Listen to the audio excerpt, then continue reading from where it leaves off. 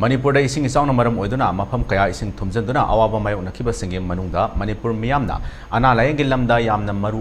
oiba ama oiriba Raj Medecity Hospital su amani Manipur da tholiba tangdu laita da phibam asina khul ngakpa miyoi kaya aso apan lakpa matamda Raj Medecity na asoba mateng tawduna lakibane asigumlaba hospital ama khanghodana ising isang na maram oiduna thumjingkhiba asida mafam asida leramba patient sing mafam asidage karamna saphagada mafam da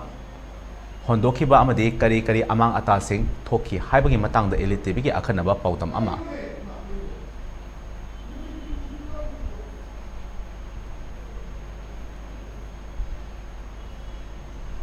Akoina leisure pharmacy North AOC Imphal West hangra leiba Raj Medecity Hospital asidani haukiba May gi tarik 18 kuntaret kunipan kumapan asida Manipur asida yam kanna nong chugiba cycle rimagima dagi haidora ko na yam kanna nong chugidana mafam asida ising thomdana awaba kaya ama nangiba adugi manungchana no mas hospital asida su ground level na thungatuna awaba kaya ama nangduna numit kunni hen numit kunni gi chawapna thong londuna leira wata masidagi amuk hangduna hoji function tawa hore mafam asida patient laktuna mafam asigi ken hospital asigi service quality service asigu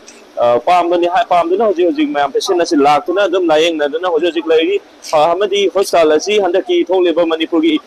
irang haibatare asidasu yamna chawwa thodang lauduna makoi gi ngamjaba puthokna na sokleba miyoi singabu layeng duna lakliba hospital amani mafam asina hoji kuina loluba asida miyamna kaya mangba staff ta kaya waba leiba miyoi anaba singna karamna thokige habagi pakdam khara tamina simyam puk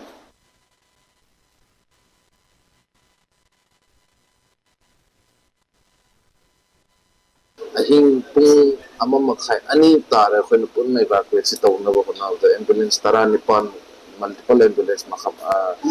multiple jaga dagi use taw ga haibata those waina taw busita khoi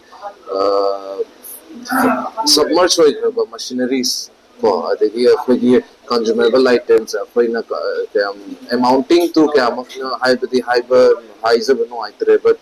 yamba amount the some the CT scan patient manu submerged to he the electric panel whole hospitals go to with the generator with the sin of electric panel haita the oxygen system oxygen ki supply to the system firefighting ki system the general store sinaching ba x-ray sinaching no man submerged ho gi koi se amna mang ta kom thoki haita Masini hoji hospital asigi executive director sina phongdor liba si mahana handak thok liba ising esau sina yam labada pochai kaya ma manghangre hoji oxygen na chingba de ambulance na chingba pochai mayam ma manghandana ma awaba kaya man tengna ri adubu tengna khaba su mayam na makoi hospital asigi quality service amadi makoina layeng bagi mawang asi pamana hoji mangriba pot asi hangatpa ngambagi thajaba lai haina su phongdorli amadi sing chauthong manungda patient yam drabada 80 hena patient asi nomit aduda evacuate tawduna manak nakpa amadi patient sing na pamjaba hospital sing da puduna makoi makhata na layeng hangi haiba ma su phongdorli amadi makoi evacuate taw Imphal West ki police ki force na laktuna yamna